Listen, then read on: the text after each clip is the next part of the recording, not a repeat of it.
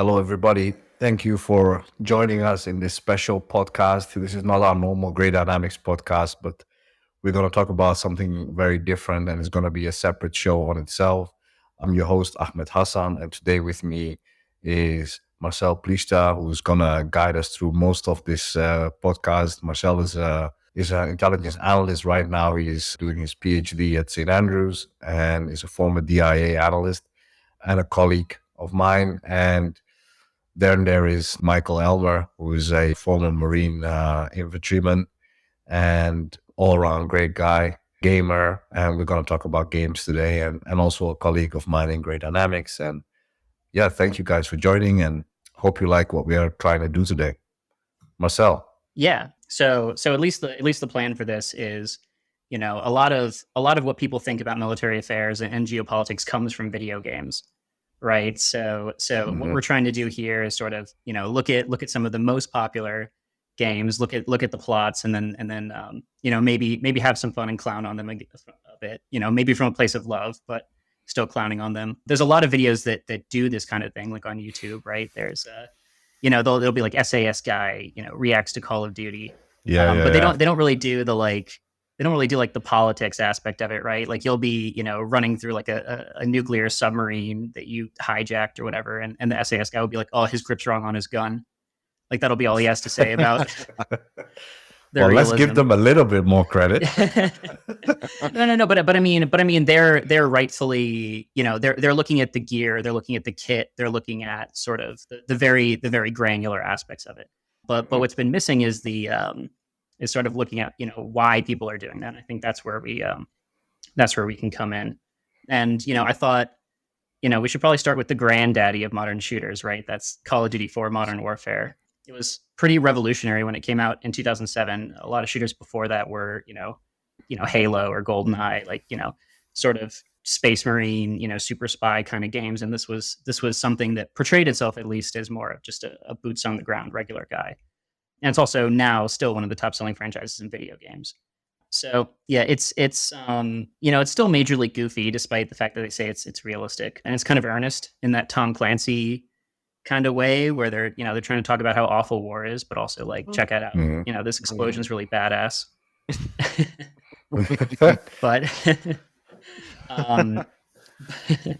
But yeah, so before we get started, I was excited that we could have Michael on here, right? Because you were in the Marines for like 8 years or so, right? Yeah, I guess seven years within the infantry, like infantry unit. Yeah, I went to Iraq in 2008. So not long after this actually came out. Yeah. I think I actually played part of this, but I never like finished the campaign. I think it was mostly the multiplayer part. So I don't really remember. I don't remember like the characters or the plot or anything. But yeah, I was in Iraq, and then I went to Afghanistan a couple times, and then just my unit stopped going overseas. So we kind of started going back to the Pacific theater, like Japan and a couple other countries over there that are allies. So yeah, I wasn't like in any kind of like hardcore like Fallujah style combat like this, so I can't really. Yeah, I wasn't. No. Yeah, I was definitely not like in some of the more like heated points of the whole thing. I was there for a lot of the counterinsurgency stuff.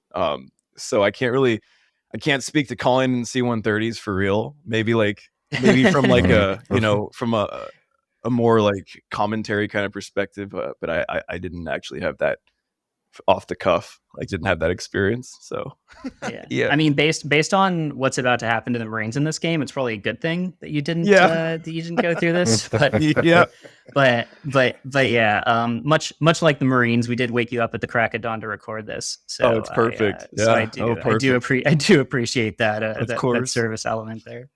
But yeah, so I'll get started on the plot here. This game takes place in the nightmare future of 2011. They really just drop you in it plot wise. This game's vague in general, but they really do start, vaguely. There's this opening briefing by the SAS characters who are the main people you follow and play as. And they kind of set up what's happening in the world. The main issue is that there's a civil war in Russia, apparently. there's like a government loyalist side, and then there's an ultranationalist side, but they don't really get into where each of these sides are. They don't really get into what their relative strengths are. And as we'll see, that kind of becomes a problem for like the logic of this. But yeah, no, apparently Russia's totally collapsed. I didn't get that. I thought we were talking about Iraq, but so yeah, so we get dropped in Russia. That's what you're saying. Yeah. There's a Russian civil war. Separately, right? They kind of point to this guy in the Middle East. His name is called Khalid al-Assad, not al-Assad like the Syrian al-Assads. Like they just chose a random name and happened to be the al-Assad name. And basically they're like, oh yeah, he's a problem. And I'm like, oh, you're foreshadowing here? All right. But yeah, they're like he might be top dog in the Middle East. I'm like, wow, the whole Middle East, huh? So there's two different plots going on at the same time in the beginning, is what you're saying? Yeah, there's two different threads, and they very quickly come together. But at first, you're like, what does this have to do with anything? What does this have to do with al-Assad? So you start as a guy named Soap. That's his nickname. And apparently he's just joined the 22 SAS regiment. That's the main SAS. The other regiments are, as I understand it, they make up part of the SAS reserve. So these are the soft guys for the British. And you start at Stirling Line's base in the UK, which is their actual SAS headquarters. And boy, did they make it look like a shitty place to have a headquarters. This whole area. It's the tutorial, and this whole area, it's like 2 dilapidated hangars and like a parking lot. And like I looked up the actual base on Google Maps, which might have put me on a list or something. But I mean, the base is green, right? There's like trees and stuff. But this is that era of video games where everything had to be gray and badass, and if something looks like nature, that's a little weird.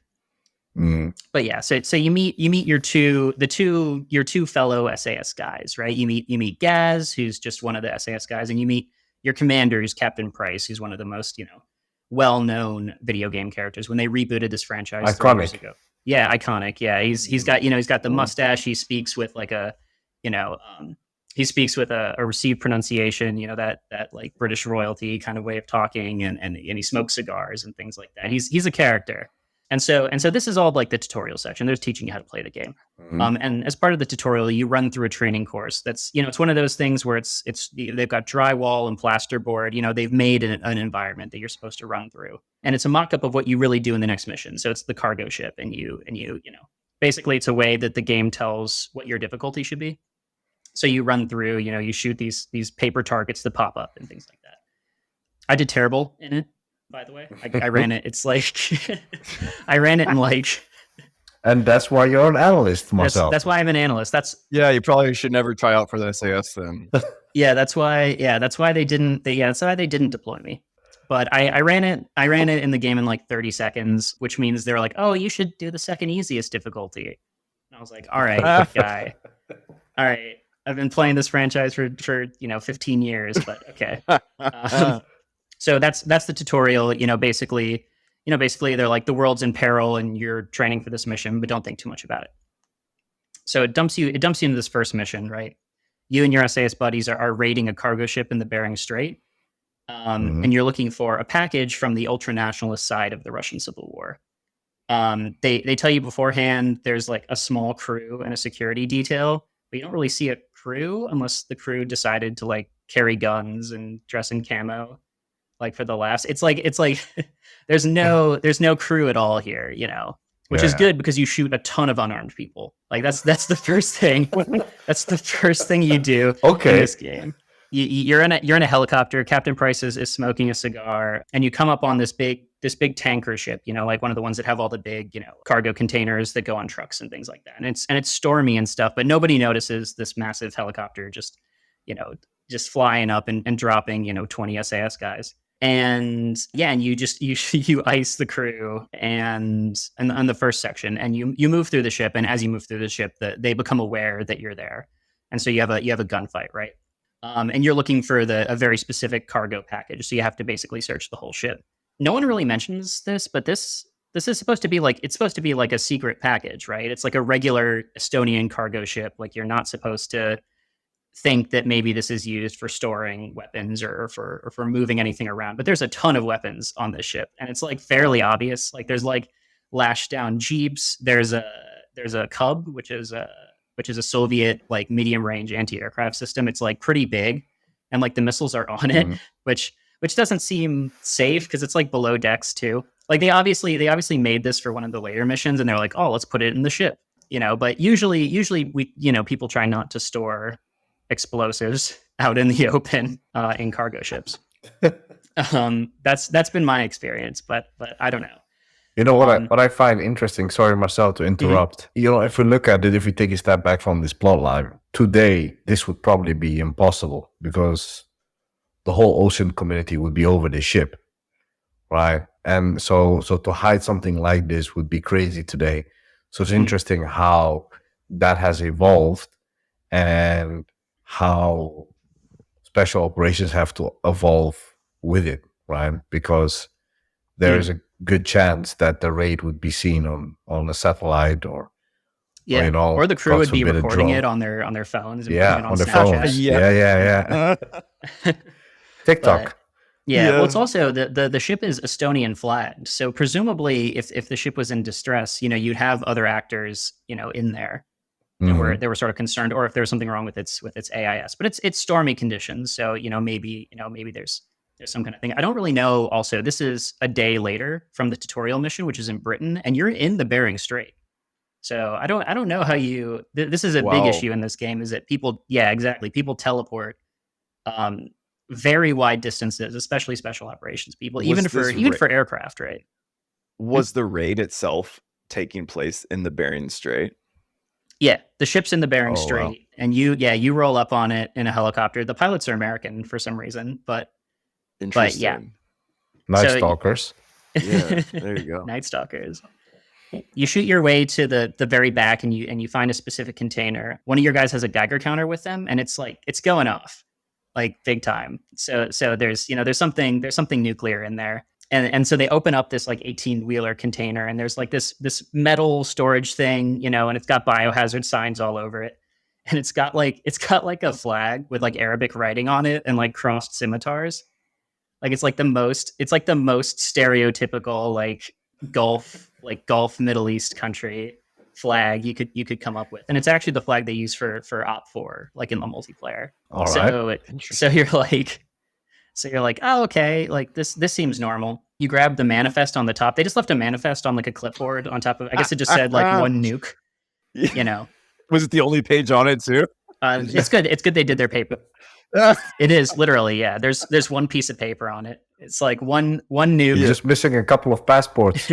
One nuke from ultranationalists for, Middle Eastern country. Don't take this, please. If you raid us. Yeah. It's got return shipping, like Amazon, it's pretty cool.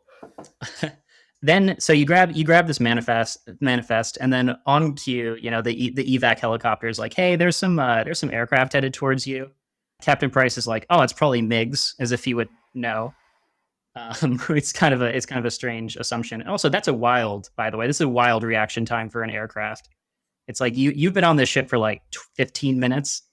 20 minutes, and there's already like Russian aircraft like hauling ass towards you. Yeah. And so also in the middle of a storm too. Not all planes can fly in all weather. But yeah, so the guy on the plane, your buddies on the helicopter are like, oh well, look, they fired a missile, and then the bottom below decks of the ship just explode. Right, and you're down there with the cargo, so you're like, oh shit. It's a little dramatic, they're you have to sprint out of the ship, and things are exploding left and right. They remastered this game like a year ago. I didn't play that version, but in that one, there's way more explosions, and there should be, because they have they have all those missiles laying around, I guess. And then you sort of everyone runs to the helicopter, and the helicopter's on the very edge of the ship, and they're all jumping on, and you're the last one, and you jump and you almost make it, but you don't, and then Captain Price catches you. It's very action movie kind of stuff, and then you fly away, and in the distance you can see the ship sinking, and then it's like Call of Duty. That's its like beginning with a bang kind of thing. So yeah. So I guess the ultranationalists just blew up a ship in the middle of international waters, without getting caught because they knew there was a nuke on it, I guess, was what happened there. But yeah, so that's where we're at. There's a lot of questions. Most of them will be answered. Some of them won't be. We'll get to that. The next mission is the beginning of that other thread we were talking about with the Middle East, right? This mission it's not really a gameplay thing. It's more like a movie sequence, but you get to look around, called the coup. And they zoom in here on a very specific part of the Middle East, which is like the Arabian Peninsula, but like right above Yemen. So like, kind of like the Red Sea. Saudi Arabia. Yeah, but like Jeddah, like southern Saudi Arabia. So not anywhere that you would say is really important, but maybe, they're inventing a microstate there, right? And you take the perspective of the president of that country that's just been deposed in a coup, right? So they toss you in a car, you're getting manhandled by these military guys in like berets and scimitar, like all the ceremonial stuff. You sort of see the coup play out, and this is a coup being done by Khalid al-Assad, the guy that they were warning you about 15 minutes earlier. And you get driven through the city, and he's on the radio saying coup stuff, our leaders have betrayed us, just coup like stuff? the monarch. Yeah, like coup stuff, Is that a technical term for it? Yeah, well, it's it's like that rhetoric of like, the republic. Essentially, I guess this used to be a kingdom, and there was a republic that then either overthrew the kingdom or replaced it, and now there's a military. Now the military is taking over, and the rhetoric that this guy's using is, see how they were supposed to bring us, prosperity and change things from the monarchy, but they really haven't. That's what you'd say, right? If you were going to overthrow a country. This isn't really based on, I'm not an expert in coups, but it's not really what a lot of coups look like. Like, you're driving through the city as the president, like to some unknown destination, and there's like indiscriminate executions, like every 8 feet. There's like a massive military presence, like dogs are chasing people in the street. It's like, I shouldn't laugh about this. They're not. This isn't this. It's sort of like a Hollywood, version of what a coup. Like a good deal of coups are, if not bloodless, like the clashes between the military and like the bodyguards, right? And if it's a popular coup, which is at least what they're trying to portray it as, you wouldn't really have a lot of violence against the civilian population because they're your backers, right? Or at least you want them to sort of stay indoors and sort of avoid things. But this is sort of. This is a little silly, a little over the top. And by the way, unless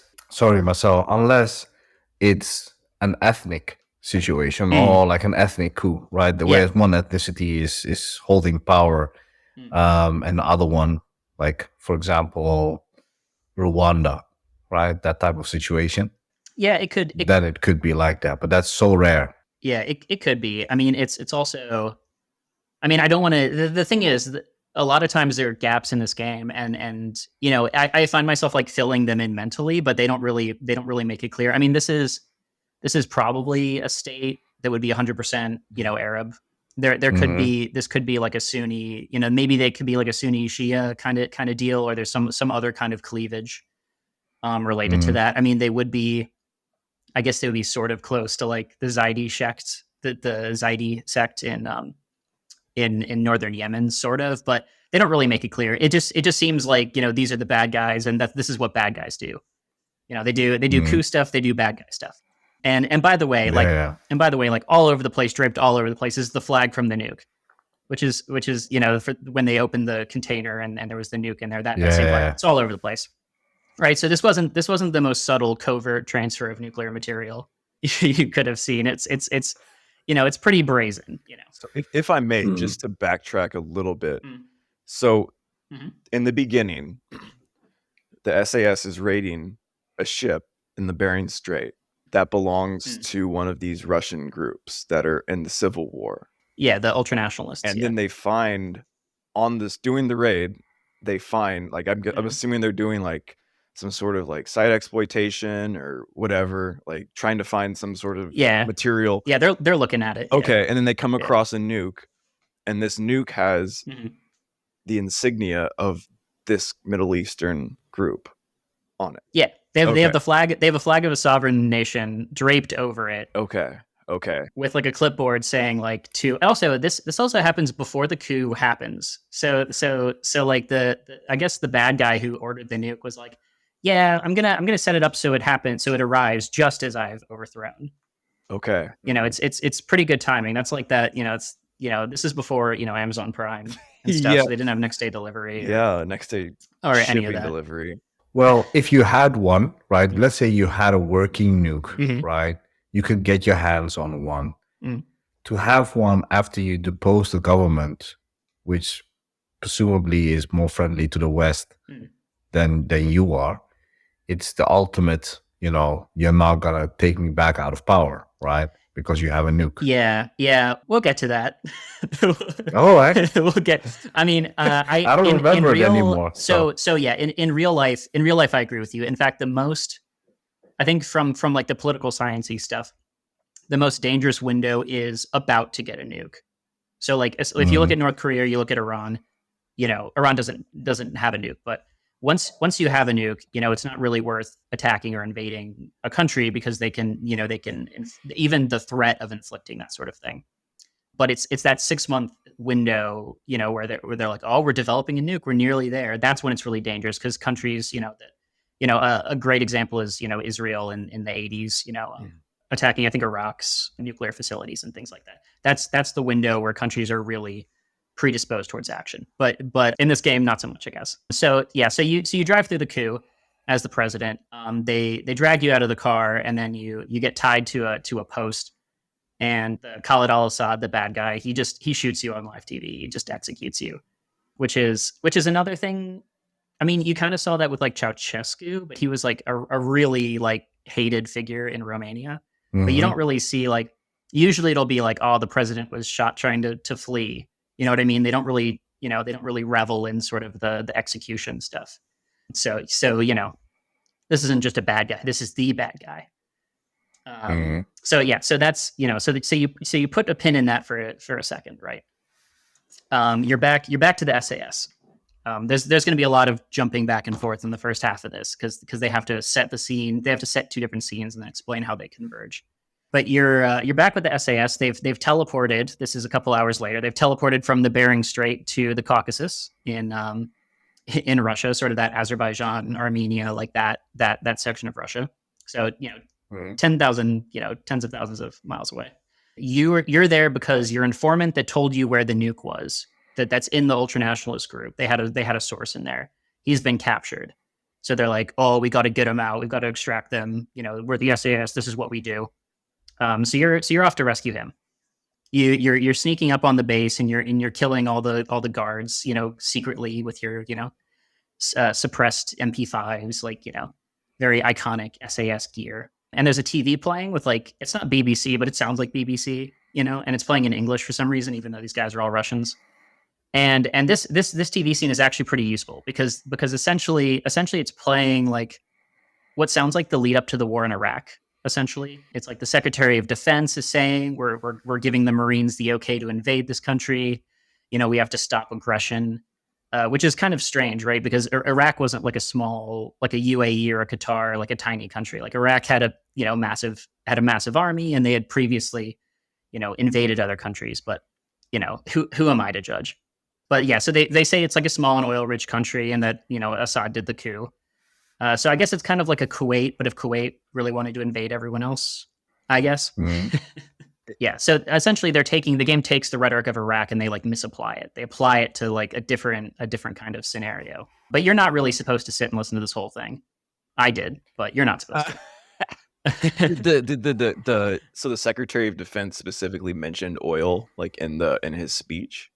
So the news report is like the small and oil-rich country. It's like that scene setting stuff. Oh, okay. No, the Secretary of Defense, he does specify the Marines though. He's like, it's only the Marines. Okay. Nobody but the Marines is going to invade. I'm always like searching, I think, for like with these games, like the messaging, like the what kind of like dialogue they include intentionally to kind of, So I think that's why I asked that, because it would have been curious if the whole topic of oil and invading Iraq for oil and that whole thing, like, it's weird because this game is really cynical. I guess not really cynical, but like cynical about the nature of covert ops. But it's really like non-judgmental about why, like, in the early 2000s, the US was invading other countries. They're like, yeah, I mean, of course you'd invade because we're awesome, and this guy's clearly a bad guy. He just shot you. Yeah. So they don't really introduce shades of gray for like oil stuff, which is probably good. If they had tried that, in 2007, they're getting rid of like the Dixie Chicks and stuff. So, maybe Call of Duty would have, suffered the same fate. Jeez. But anyways, you're sneaking up on the sort of village where they're holding your informant, and you link up with Sergeant Kamarov, who's from the Russian loyalist side of this conflict. They're there to take out the ultranationalist base separately where your informant's being held, because there's a bunch of BM-21 rocket artillery systems in there. And according to them, essentially the ultranationalists have just been setting up these rocket launchers in their base and just indiscriminately rocketing every village around them, which is I gotta say, a terrible way to wage a civil war.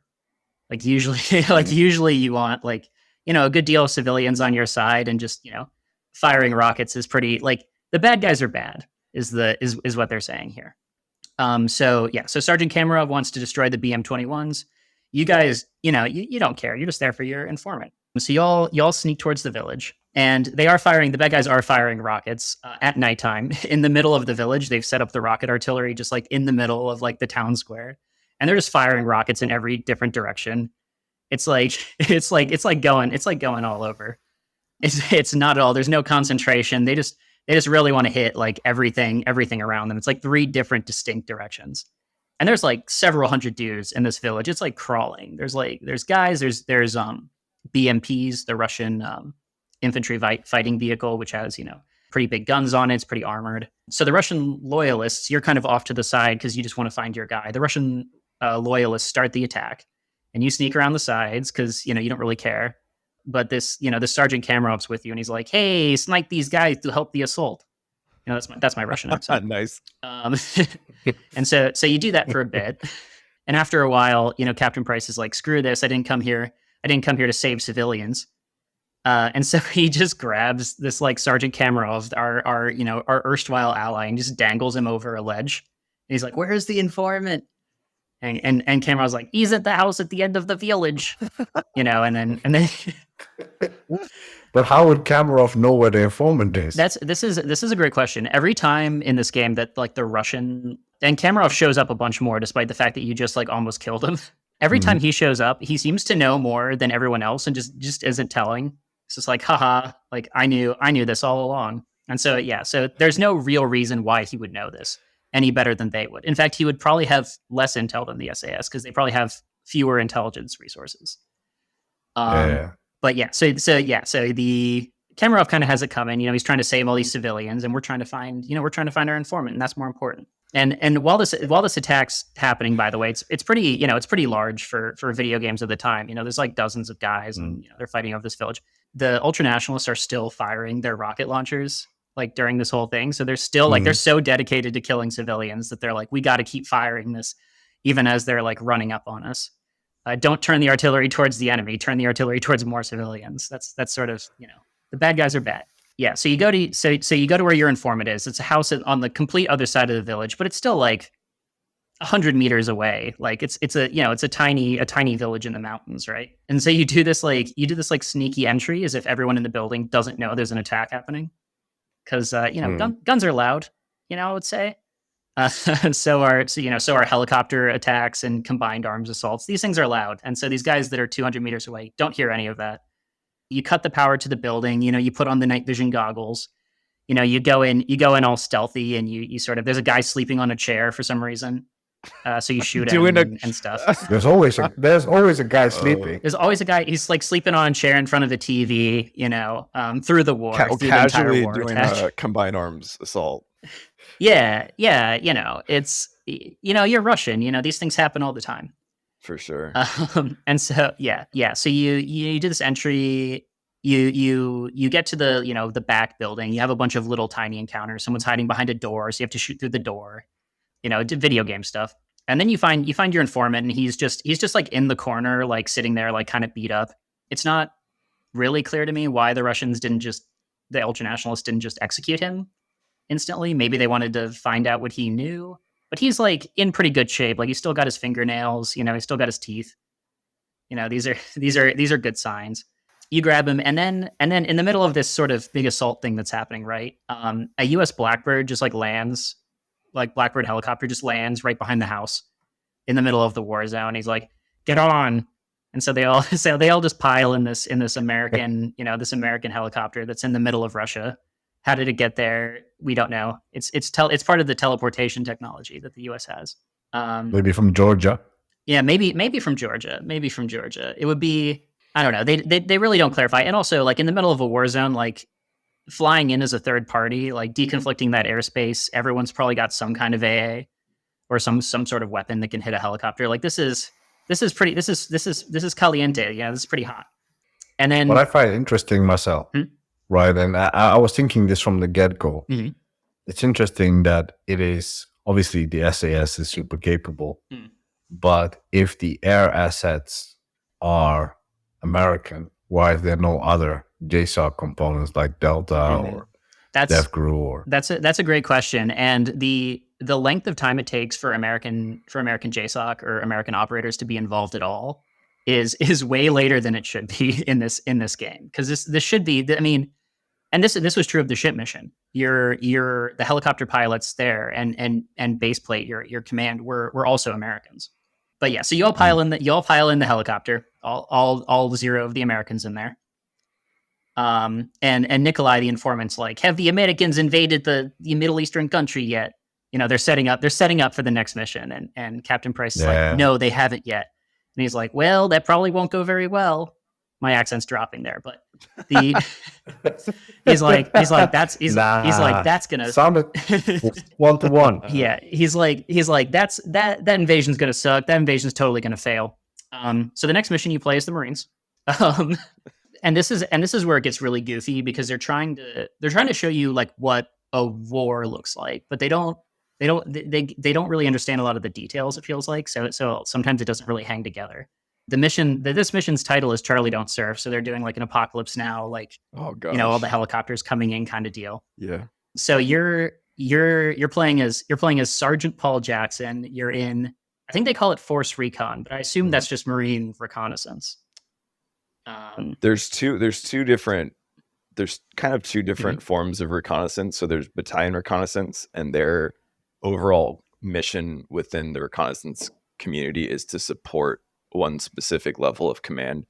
The force reconnaissance element, they support like the division commander, if I'm not mistaken, or so they are able to do like way more, I guess, quote unquote operator kind of things, as far as operating further behind enemy lines, like with less support than say a battalion reconnaissance platoon would have. So like they were, before MARSOC, they were kind of like the prototype of the Marine Corps, like special operations. They kind of turned into that. And so, yeah, the force reconnaissance is kind of like, it's one of those things, like, like you see like the memes where it's like, or I guess the archetype of like the guy in a bar who's like, yeah, I was a Marine Corps like sniper. It's one of those kind of things. The Punisher. Yeah, for sure. Yeah. Yeah. One of those kind of things where it's like Front Castle. Yeah. I was force reconnaissance. Like, yeah, it's one of those kind of things. And for the people listening, sorry, Marcel, before you go on, but for the people listening, just like a little bit of cross promotion for ourselves, Michael wrote 2 huge articles that you can find on Grey Dynamics, and I will add in the show notes, on Force Reconnaissance and MARSOC and the Marine Raider history and where they are today. So just wanted to like put that in there. Thank you. Yeah, indeed. I actually after I saw that, it was like I thought when I first played the game, like when I was like 12, I didn't know about any of this stuff, but replaying it, I was like, oh, they're saying you're Marine, because I just thought this is what all Marines do. You just run in and just you just shoot everyone and then you win, right? But it's like some kind of reconnaissance. It's the kind of reconnaissance element that doesn't actually do recon. You all in this mission, you start on a Blackhawk, and you're all lined up. You've got the Cobras with you. You've got the other Blackhawks, and you're all just charging straight for this coastal town, which is, I guess, is supposed to be like a Jeddah or like a Jazan or something. Like southern Saudi Arabia, like northern Yemen, like that sort of thing. The reason you're there is because, they heard that Al-Assad is holed up in there, and they want to go grab him. Essentially, they're like, oh, we can put an end to this war because obviously, like the enemy commander is obviously just sitting in a house 3 feet from the shore, where all of America's littoral assets can touch him.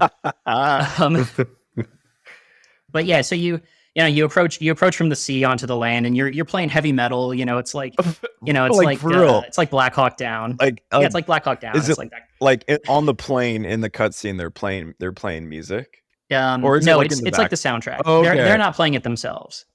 Not yet. Interesting detail. Okay.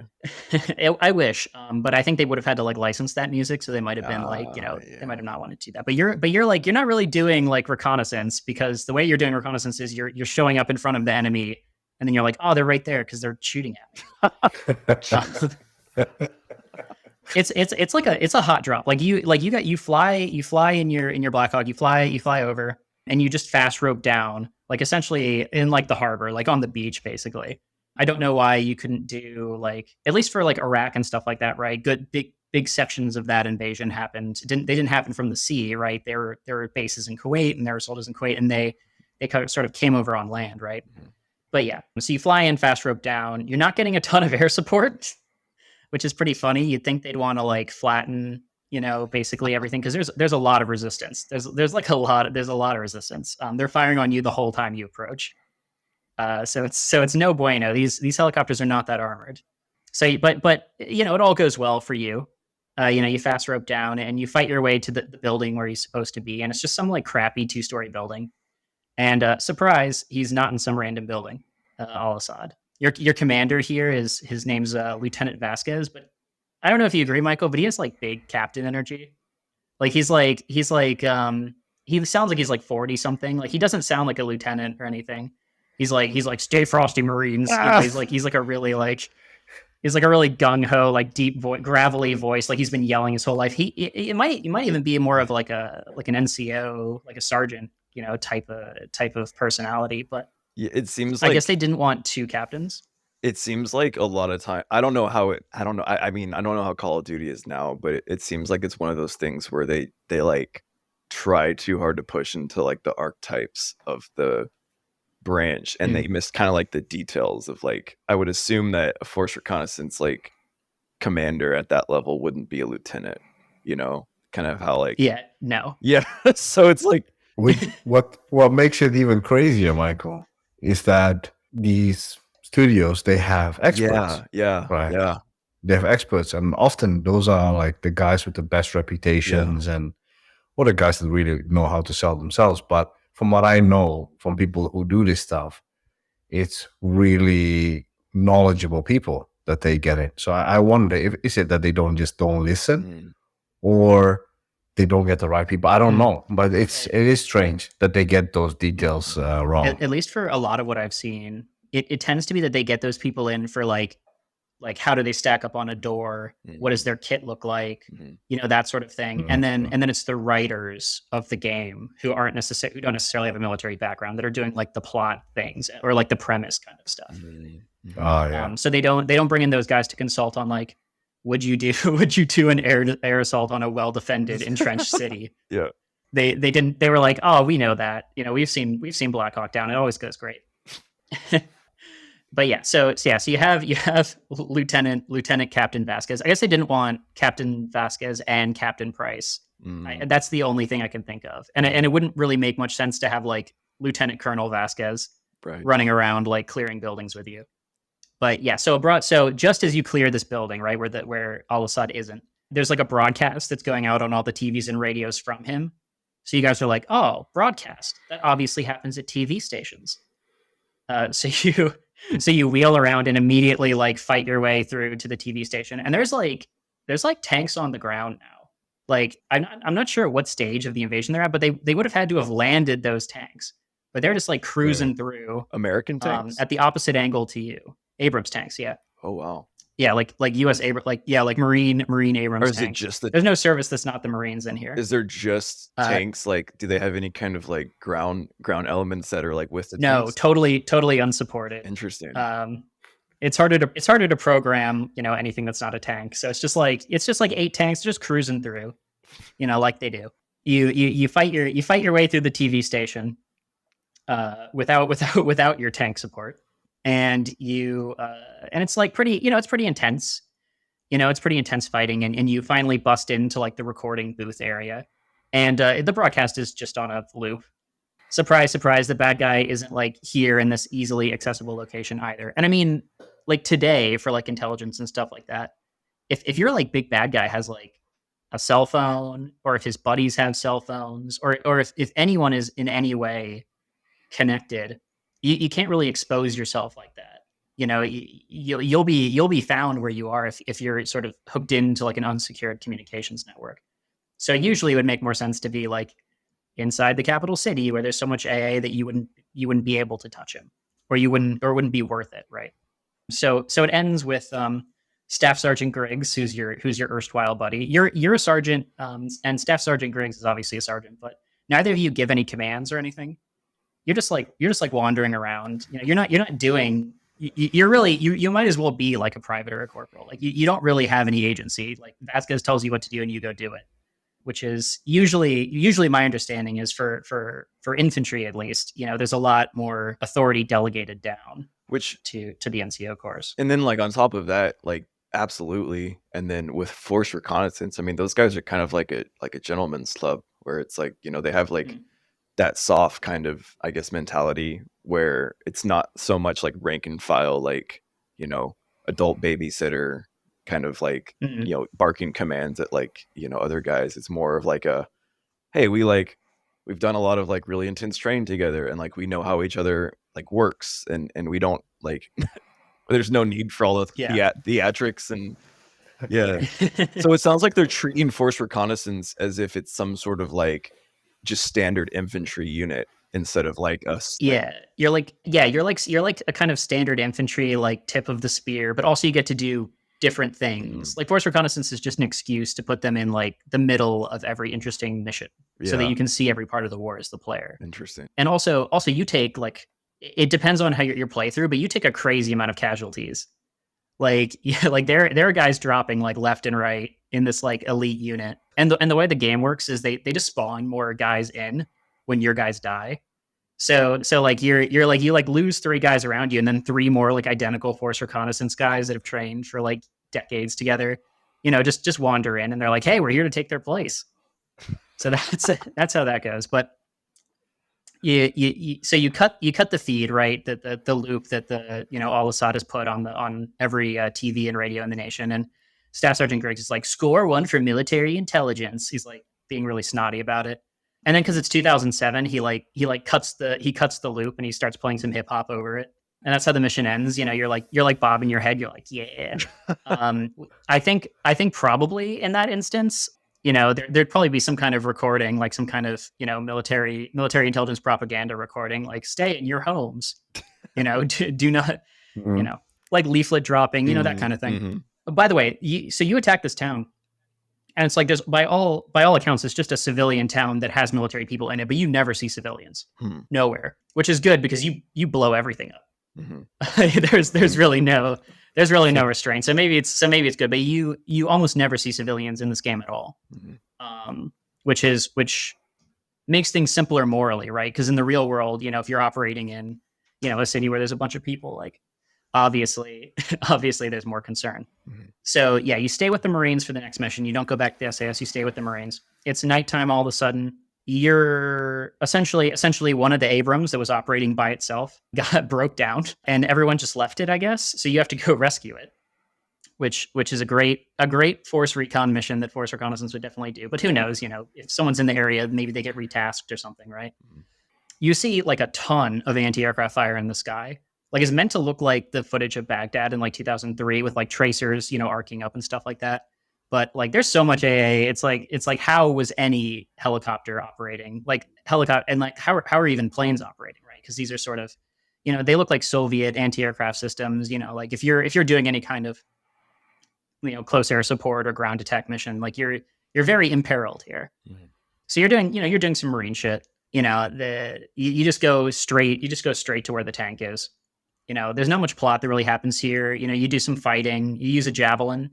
on some tanks that are like 50 meters away, which is which is pretty wild. Like there's for some reason this like pretty tiny town has like a on ramp for like a highway, and there's like a bunch of like tanks on there because apparently like those can hold tanks, I suppose. And so you just blow the hell out of like that city's like infrastructure to like kill those tanks with the javelin. And they really just want to show off, like, because this is 2007, right? So the only time people have seen the javelin is like, like future weapons on Discovery. So they really want to show off, like, look, this missile goes up and then it goes down. Like, that's kind of, we sort of know that, but this is really exposing the general public to like this thing that looks cool. So that's kind of the excuse for that. But you get to the tank, and it turns out that you actually need air support now. So I guess you came to rescue them, but now you need rescuing. So we've done a good job there. And so you call to the Cobra pilots, right, to help you out, and they're like, no, we can't do that. There's an anti-aircraft gun like right near you. There's a ZPU, which is an older Soviet era AA gun, and it's like, oh, now you're worried about AA, that like it's convenient to the plot, right? So you go and you find this thing, and like this anti-aircraft gun, it's totally hemmed in by buildings, so it can only shoot in like one direction and maybe like a 20-degree arc. So it's not actually that big of a threat unless they were going to like destroy their entire own city like around this AA gun.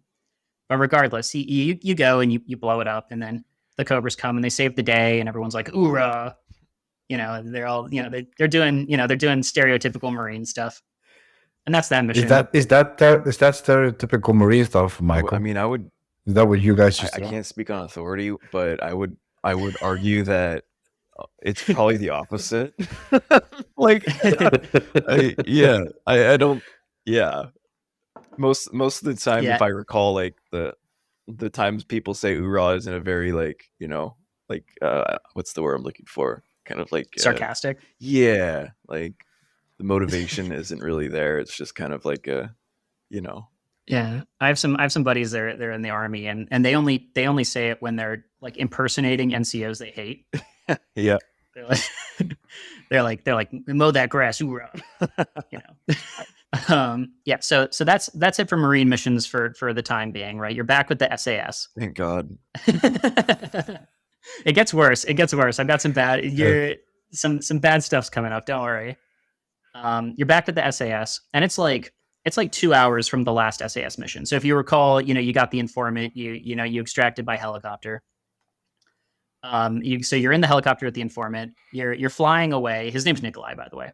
Mm-hmm. You guys are heading to Frankfurt, and for some reason, the flight plan from southwestern Russia, the Caucasus, to Frankfurt is to just fly over like eastern Russia, just like in a straight line, which is like Russia's at war, right? Like like apparently there's an armed civil war happening, and you're just like flying in a helicopter, like right over that thing. And you'd think they get shot down doing that, which is good because they do. And you get shot down big time. Both of the pilots die, but everyone important to the plot survives, which is good because you need them for the plot to happen. So it's you, Nikolai, Gaz, and Captain Price, and you just have to get to the evac point. For some reason, even though one helicopter's got shot down, they're like, oh, we'll send another to pick them up. That'll go well. The command instantly, like the second that you go down, and you're like, you touch base with command again, they're like, oh, an AC-130 is on the way to support you, which is like real weird because that airspace is not safe. And you're like, again, you're in the middle of Russia. Like, and the AC-130 has to like fly to where you are over Russia to support you. Which it's not even a fast aircraft, is it? If I remember correctly, it's not like. No, it's like turboprop, and it's designed to loiter around, Yeah. Yeah, and it also begs the question of like, why are there just evac helos and AC-130s hanging around? Where they like, oh yeah, these guys are totally going to get shot down. We better, instead of having them fly south or into international waters, let's just, let's just risk it. Yeah. Regardless, so you're trying to walk to the evac point, and there's like, there's never like a small amount of ultranationalists anywhere. There's like tons of them around. So you got there's a bunch of infantry. There's like trucks full of dudes. There's BMPs like we were talking about. There's tanks. There's helicopters. So honestly, it's more surprising that you didn't get shot down like already, flying over this many people in like a clearly U.S. helicopter. And they chase you. They chase you through villages and industrial areas and a greenhouse, which is cute. and there's this MI Soviet MI HIP helicopter that just like will not leave you alone. Like it's following you everywhere. It's got a spotlight on it. There's like I don't know if it's got like a mounted machine gun on it, but it's not like they don't have like a cannon or rockets or anything. They just have this like machine gun. It's really annoying. I died a lot here. I was playing on an unrecommended difficulty. They were like second easiest, and I was like, no, second hardest. I'm big and tough. This really extended the amount of time it took me to get through this, but it was worth it for my pride. And then you sort of break into like a farmhouse, and for some reason this farmhouse has like a ton of Stinger missiles, like the manpad, like the shoulder mounted Stinger missile launchers, like the American Stinger launchers. Yeah. That's interesting. It is interesting. It's also in Russia. It's also interesting that they just like left it in a barn. They're like, we'll come back for this later. You know. It is. I guess they didn't want to code in like an Igla or a Strela, like the Russian equivalents to a Stinger. It would have made much more sense. Yeah. Than having and in later games Stingers, they do, which are some of the most difficult to get small weapons in the world. So, well, they got like 8 of them. Yeah, that's interesting. They got 8 of them laying next to each other. They're selling them like hotcakes. I guess it's 2011. Anything goes. It's a different time. It's a different time. And so so you shoot down the helicopter with that, with those Stingers, and then you run forward and you're near the evac point, but there's like an insurmountable number of bad guys between you and them. But it doesn't matter because the AC-130 shows up and it just blows everything up. And that the really professional SAS guys start like cheering and stuff, which you don't want to do if you're on the run. On a little side note, again, Michael wrote a really cool in-depth article on the AC-130 from its inception to today. Thank you. Yeah. So for people who's interested in that, guys, find it on our website. Just search for AC-130 and you will find it. Yeah. Sorry, Marcel. Yeah. Well, when I asked you if I wanted to do the podcast, Michael, you're like, is there any reading I should do? And I was like scrolling through your articles and I was like, oh, you did AC-130s and articles on AC-130s and Marines. Perfect. Okay. Perfect. So the next mission, right? You actually play as the AC-130 gunner, I guess. You're one individual, but you control all 3 of the guns at once. I'm not sure if that's how it works in an actual AC-130, but they're simplifying. Yeah, it sounds a bit strange. But they have this cool briefing where they go into great detail. They're like, they have a 105 millimeter gun and they have a 25 millimeter cannon and they have a 40 millimeter cannon. They're really for every time you die in this game, by the way, there's like a quote about how war is bad. It'll be like Albert Einstein. Like, I don't know what World War III will be fought with, but World War IV will be fought with sticks and stones, and stuff like that. It'll be like very model and like war is terrible. And then like the briefings will be like, check out this tank, check out this aircraft. It goes boom. To be fair, I remember when I played the game for the first time, that mission with the AC-130 is iconic, right? Because before that, we never knew even what the AC-130 was. Yeah. And how that looked because of the flare camera, right? The black and white. I remember that. And yeah, it's all like fun and jokes, obviously, but there are like a lot of things that we didn't know that were shown in that. Yeah, and this was also the case for what I was saying about the Javelin, right? Call of Duty really did like for the general public, because it sold so well, like rifle mounted grenades, right? Noob tubes, AC-130s, even stuff like the Javelin. Like it really did like bring that stuff into the popular consciousness in the way like you would see that stuff in like Black Hawk Down, but they wouldn't really show it. And you didn't spend a lot of time like looking at it and pretending to use it, right? But yeah, so you're in the AC-130. You can switch your thermals between white hot and black hot, but it doesn't really matter because they're not totally accurate to what actual thermals are. Like the tires, for instance, of cars, like they show up as a different color just so you, like a normal person, can see. But like, one of my buddies looked at a lot of thermal imagery, and I showed him, some footage of this, and he's like, nope, this isn't what it looks like at all. But it looks similar enough for idiots like me. So yeah, most of this isn't really that important to the plot. You just escort the guys to their evac, and little ultranationalists pop out of buildings, and then they're like, shoot those guys, and you shoot them, and they're like, badass. They're like, good night. And the ROE they should get you for the voiceover. They should for the narration, Marcel. They should. for the next ones. They should bring me in. I probably cost, I'm probably half as good, but I probably cost a quarter as much. So, There you go. that's good value.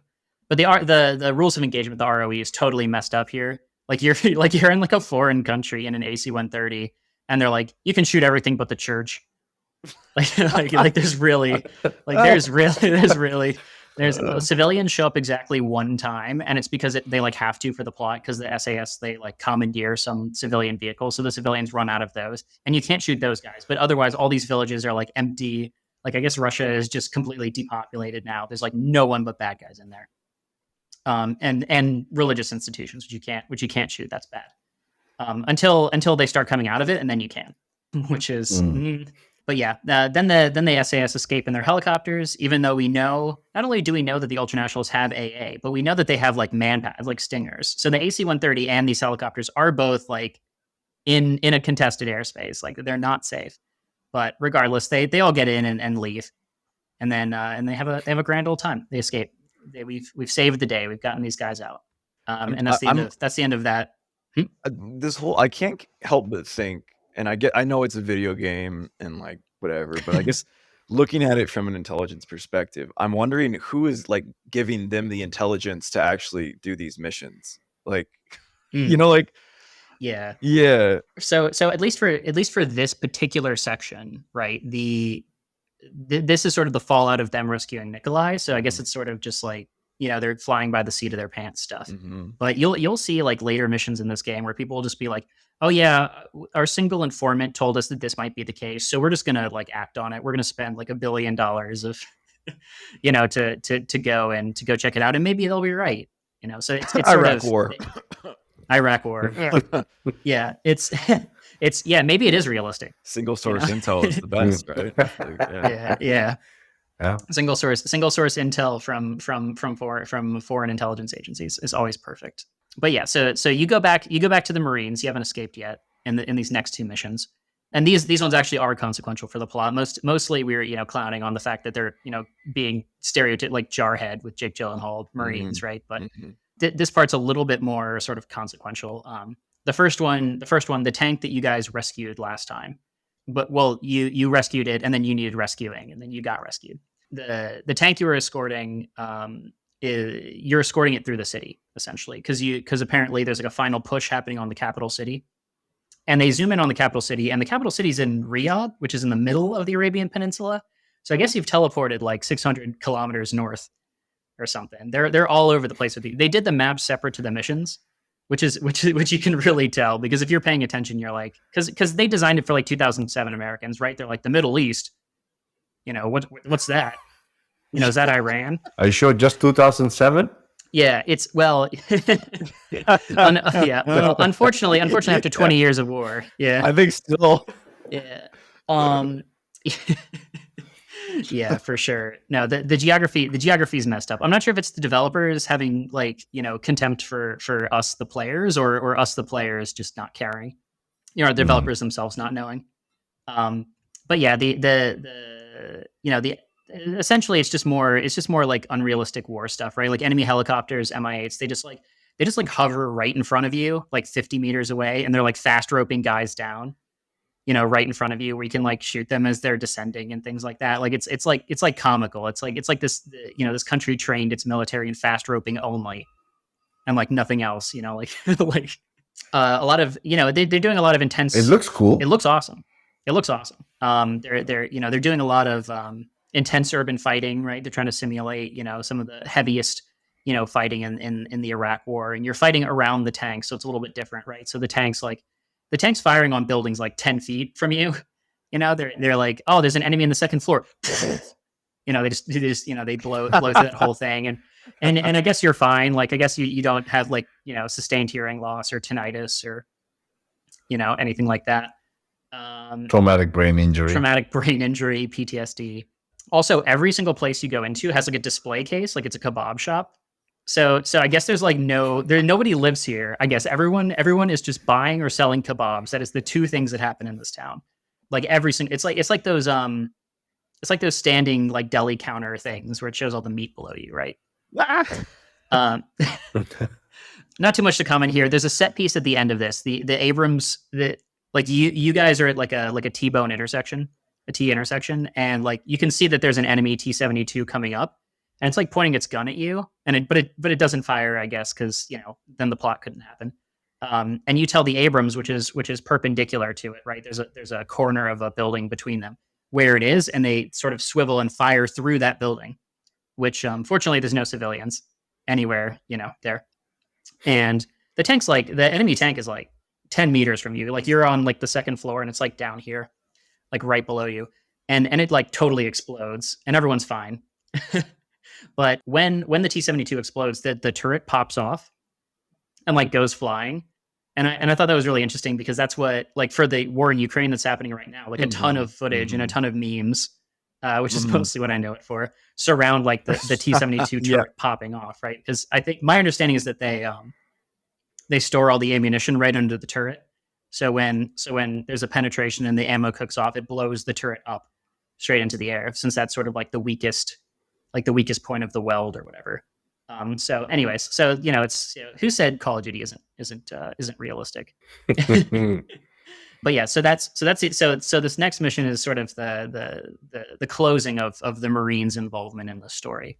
And so you've gotten the tank out, and this is the final assault on the capital, and al-Assad is definitely hiding here, right? He's got to be hiding here. And this capital city is, so we were in southern Saudi Arabia, then we were in Riyadh, the middle of Saudi Arabia.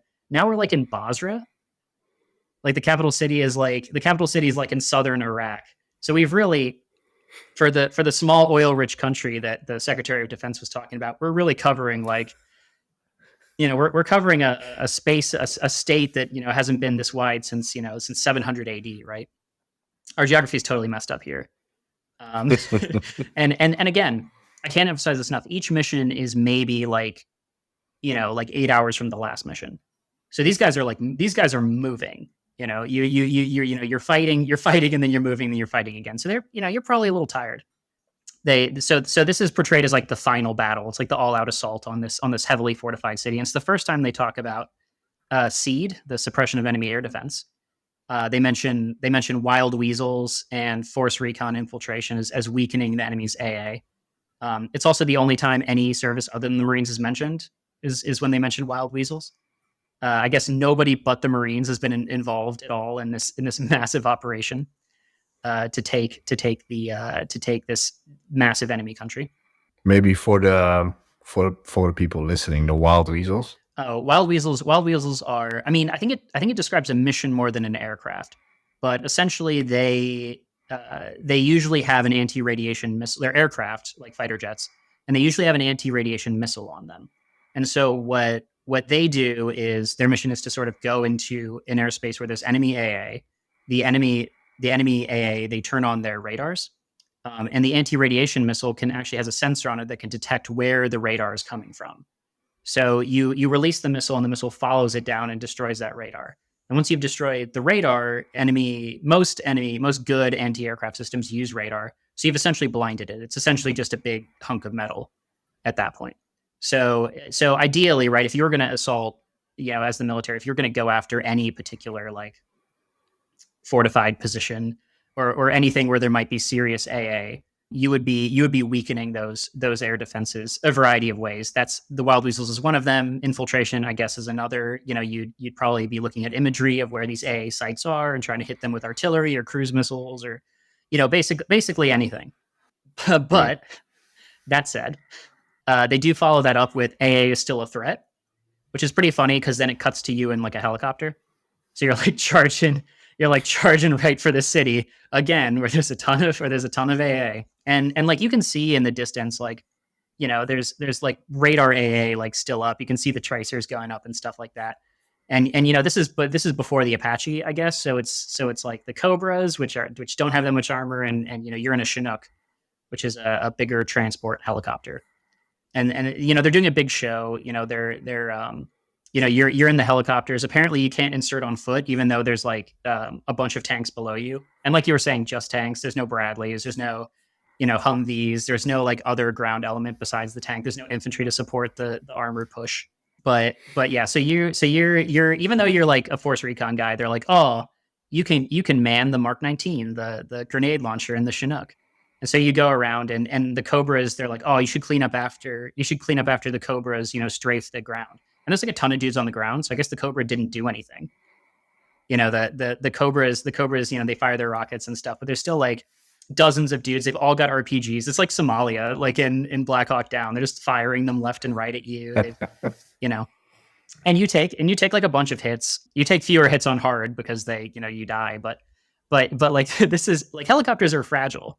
Like they're not that robust, especially before the Apache, right? So they shouldn't be able to take a hit like this, let alone multiple. But this is wildly dangerous because your Chinook is full of Marines. Like you've got a full chalk of Marines in this thing, and they're like, oh, let's hover over this enemy position so you can shoot at them with the Mark 19. There's like no effort to save human life here. But yeah, so you take out all the enemies in this area. You land in front of the building. There's a bunch of enemies in it, but they don't open fire on you for whatever reason until like half of your chalk, half of the guys in the helicopter unload, and then they go and assault the building with the tanks, and they have a gunfight. Also, like while you're landed, an Abrams like pancakes a car in front of you, like it just runs over a car. That's not plot relevant. I just think that's cool though. It's cool. Well, it's also. It sounds like Michael Bay was like the director behind this game. Like I swear, that's what I wanted to say in the beginning. Well, it was Michael Bay involved in this because of the explosions. The crazy thing is, this is the most like until the 2019 reboot. This is the most restrained Call of Duty game. So like that's their cool set piece is like a tank ran over a car, and guess what? The car was like, the car didn't do so well. Like later, and we can get to this, but later, you have like, major landmarks, getting destroyed, and people on, jet skis going through like navies and things like that. It turns into like, James Bond real quick. But this is their equivalent of like, this is their Michael Bay stuff. This is our starting point. This is the least crazy it gets. So you take off again, and for some reason the level designers think that like Middle Eastern cities are just like mosques. Like every building is a mosque, basically. There's like minarets like right next to each other. Like call to prayer must be like wild in that town because like every single they're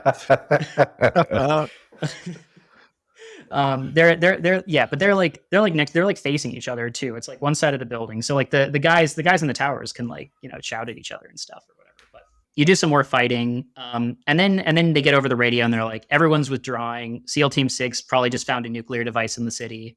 They're like, SEAL Team 6 might have found this. There's a Nest nuclear emergency support team there.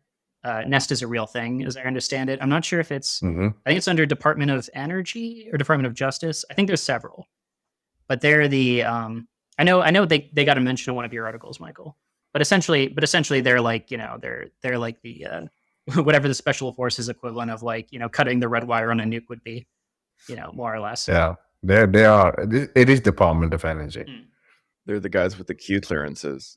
Yeah.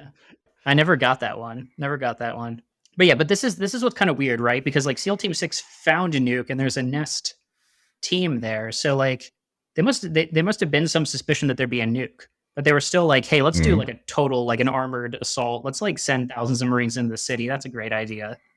Like where there's like an active nuclear threat. So you're flying away. You're all flying away. You're like, you just sprinted into the city and fought your way through it. And now you're like, oh, it's time to get out. No civilians again, which is, I guess good, right? The bad guys evacuated all the civilians before. It seems like all of Russia and all of this country have in this game been like leaflets dropped, like go somewhere else. So there must be a simultaneous like refugee crisis, like somewhere else. Yeah, just unspeakable numbers of like. Yeah, they're the bad guys, but they're still really into like the law of armed conflict. They're like, we got to declare this an open city. Like we gotta move on. Well, what I'm getting from this is that the actual plot line of Call of Duty Modern Warfare was how to do effective Psyops. Yeah.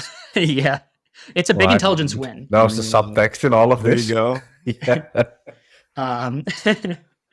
Jeez. Yeah. So we were talking about AA. You're flying away, and one of the Cobras that's escorting you is flying away, and the tail rotor of the Cobra gets hit. So the Cobra gunship, right? It crashes, right? It's very Black Hawk Down, and the pilot's in it and radioing like, my co-pilot's down, I'm still here, I'm holding them off or whatever.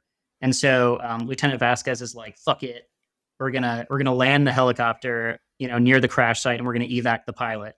And the main voice on the radio is like, you're not going to be a safe distance if this nuke goes off. And he's like, I don't care, right? So you land and you do. This is, I think more than anything, this is the most action movie sequence of it, because you basically there's dozens of bad guys converging on this downed Cobra. It's very cinematic and stuff like that.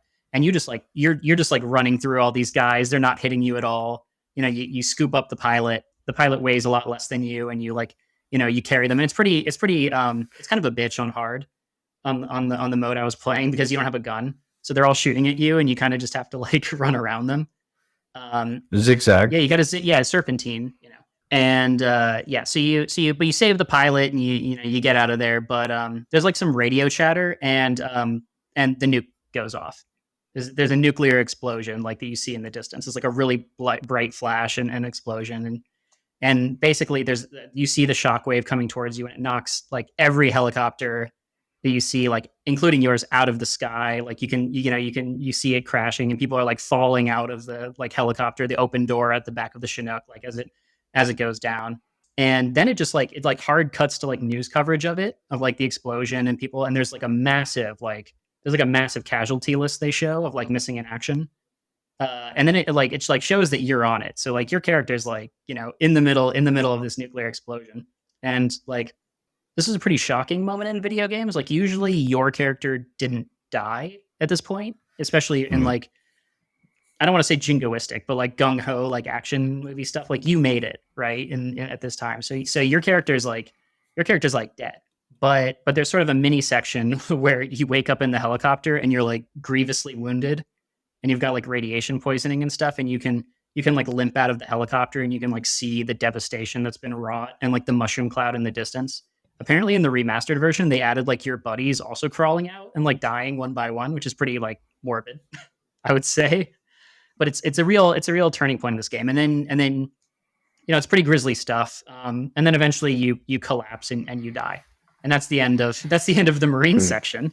It's pretty heavy. And I think it hit me a lot harder as an adult, thinking about the gravity of something like that, than it did when I was 12. Because when I was 12, I was like, whoa, I died. And I'm watching it now, I'm like, whoa, there's a lot of people in there. Yeah. But yeah, so the nuke is really the turning point of this story, right? It's technically the end of Act 1 of 3 acts, but Acts 2 and 3 are together are about as long as Act 1. So it's really canonically it's the midway point. And it's kind of strange because canonically, right? Thousands of Marines die here. I think they say something in later games are 30,000 Marines died here. Yeah, that's us. Yeah. That's a crippling 50%, 50% of all the personnel in the Marine Corps dead. I mean, I think 84. I don't know what it is now. 84 to 100, maybe, if I'm guessing. Doing that's it just makes me wonder how. Yeah, even if you're making a video game that has a plot this convoluted and this chaotic, to why not at least try to get some sort of what's the point of fabricating a number other than to, I guess, make a point, maybe appeal to the emotions and be but there's a lot of people, but the thing that's crazy is it's also if they're assaulting a city, I don't think there would be a mass of 30,000 people within the direct range of the nuclear. That's a crazy concentration of people. But it's they're Marines. It's fine. You just tough it out, right? Just rub some dirt on it. I will say though that they don't really talk about what a tectonic shift this would be in global politics. This would the way that anyone, especially the United States, this would be 3 or 4 9/11s, right? In terms of in terms of the impact on international relations, in terms of the impact on how the United States uses force. There would be a lot of anger here, and this is even also 0 civilians die, so that's cool. But I have to really quick include it's actually 180,000 as of 2020. I had to Google that, so I don't Oh, okay. Okay, fair. Yeah, I was kind of off. Yeah, there we go. Yeah, but I mean, I guess like if you include like reserves, right? There's probably this is like a plurality of the combat forces of the Marines that are getting, and also all their gear, right? All their helicopters. There's you see Abrams, right? All the crayons annihilated, but they. But yeah, so that sort of brings an end to the involvement of the Marine Corps in this story, at least as an organization. So we're back with the SAS. They're trying to sort of make sense of what's happened, right? And then their informant Nikolai is like, oh yeah, Al-Assad probably wasn't in the city when the nuke went off. He might have been in this like safe house that I know about in Azerbaijan that he's used before. And you're like, wow, maybe tell us that before the nuke. That Al-Assad, and this is another thing where like what Al-Assad didn't have like a cell phone, like no one was tracking this dude. It also begs the question of like, why weren't the SAS telling the US that they had found these nuclear devices? Right? It is like, oh, we found this nuclear device on an Estonian ship. But you really, I mean, that's just a small detail. It's got the flag of the country you're invading. Don't worry about it. I'm sure that was the only nuke. But yeah, so the safe house where Nikolai thinks, Al-Assad might be, it's in this village, and it's another heavily armed ultranationalist occupied village, where Nikolai thinks he might be in there. So you meet up with the Russian loyalists again. The Russian loyalists are like, Al-Assad is in the village, because they know, right? And you're like, wow, you could have told us that before as well. Also, you never like infiltrate with the Russian military, even though presumably that you could like hitch a ride with them. You always enter separately and then meet up with them. But they don't really explain, because you're in Azerbaijan, right? And that's I'm a simple American, but that is a different country than Russia. And so like why there's an ultranationalist force like in this village, and why there's like Russian loyalists like ready to assault it, like civil wars do often spill over, but they don't really clarify that. They're just like, oh yeah, I mean, it's like a Jason Bourne movie, the bad guys are in Mumbai and now they're in Azerbaijan, But like presumably like it would be a big deal geopolitically if a civil war was like spilling over into other countries, right? This is where you see like, the international community coming in with like, peacekeeping or like some kind of refugee control. Like it's just weird that they don't really clarify this. And they also hand wave in this one, they hand wave away like where all the civilians are. You hear some gunfire noises, and the Russian loyalists are like, they're killing the villagers. And you're like, oh, okay. But you don't actually see any dead civilians. You do see dead cows. So maybe the developers are just like racist against like Azeris or something. But like you don't really see any evidence of like what's obviously like an atrocity that's just happened. But anyways, you fight through the village. You're just clearing every building trying to find Assad. The Russian loyalists are like, oh, we have a Mi-28 Havoc gunship. How about you call it in and like give them the coordinates? And you're like, well, you guys speak Russian. Like, shouldn't you guys be calling in the helicopter gun? Also, why do you have a helicopter in Azerbaijan? Yeah, but you like call it in. It's like a game mechanic, right? You call it in and then it shows up for 30 seconds and like, we have to go and refuel. And then they're like refueled in like 90 seconds. It's like the fastest. It's like an F1 crew. It's like a NASCAR, pit team or whatever. They're just like, refueling and rearming this helicopter just overnight. What's interesting, Marcel, that all of the locations that are mentioned in the game, and it's a game that is more than 10 years old, are hotspots today. Yeah. Right? Some interesting foreshadowing in the game there. Maybe a strategic intelligence piece. Maybe they're part of it. Maybe they were preparing the public consciousness. Maybe Call of Duty is a psyop. Yeah. Some would agree with you on that point. Yeah, but maybe for different reasons. Yeah. The craziest is this other game, Uncharted 2, that they made that in 2011, so right before the Arab Spring. And in that one, you go to like Syria, and it's like a civilian, like totally fine like place, and then you go to Yemen. And like both these places are like there's like police forces and everything's chill and there's like tourists. And you're like, damn, guys, bad timing. But going back to Call of Duty, you get to the last house. You get to the last house, and Al-Assad is there. He's just like hanging out there, I guess. Even though you didn't surround this village or anything, and you could have just run off, he actually like was hiding in this barn. So you grab him, right? You grab him alive, and Captain Price starts starts like torturing him, like, like 24 style, like Jack Bauer, just like tying into a chair and just like beating him. Which, like, I mean, I guess this guy did just nuke like 30,000 people. So, like, I don't know. He had it coming. But he's saying like stereotypical, like interrogation shit. He's like, "Where did you get the bomb? I want a name." Yeah, like that kind of stuff. Yeah. Even though the very first mission, like the ultranationalists are shipping a bomb with his country's flag on it, so we know where he got the bomb, and we know who did it. Like we know who the two actors are involved here. But I guess they need him to say it or something. So, anyways, so during the interrogation, I guess this is sort of progressive, right? Because the interrogation doesn't work. Assad's phone rings and Captain Price answers it, and like someone says something on it, and then he hangs up, and he just pulls out his gun and just shoots Assad in the head.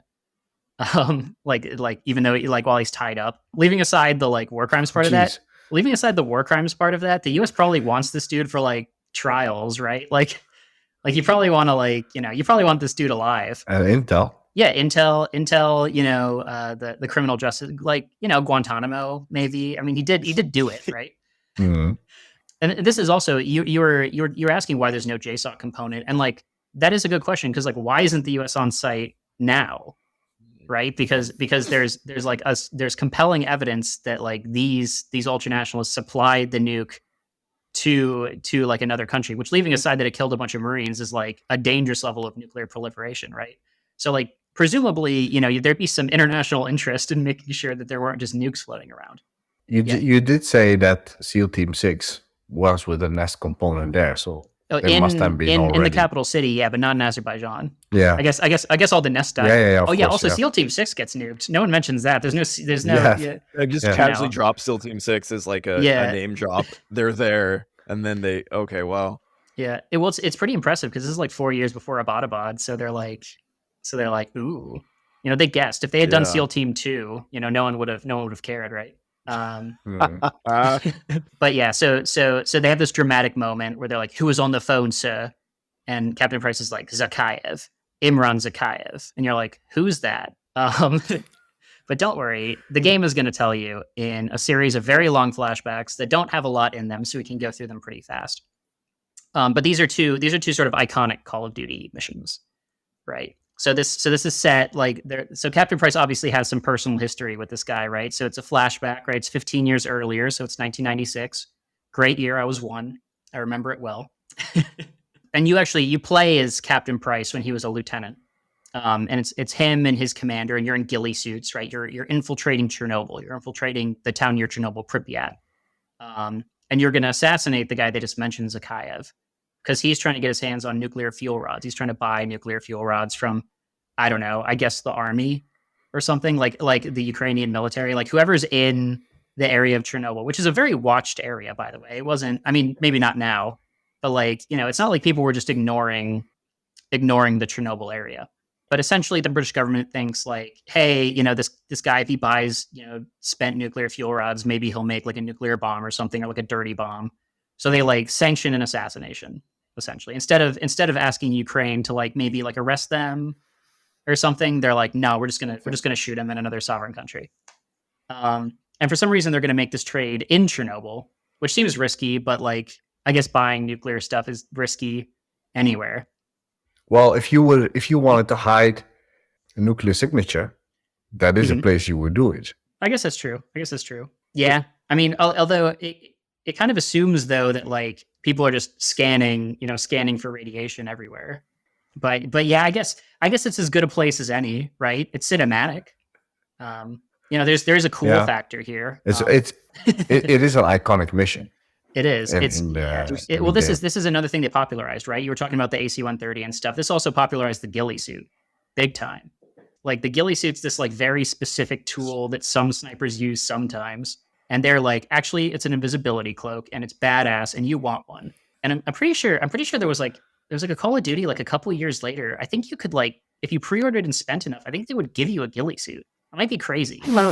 But I think there was like a promotion where they like hand you one. Oh, it's total. That solidifies it. It's a psyop. It's a psyop. It's a giant psyop. It's a psyop meant to sell you like ghillie suits, javelins, and AC-130s, and nothing else. Oh my gosh! If I may backtrack for a second And Oh yeah, go for it. so you were talking about they wanted fuel rods, and Yeah. there's like I don't know if and maybe it's more of a question to both of you, but the whole idea of a dirty bomb.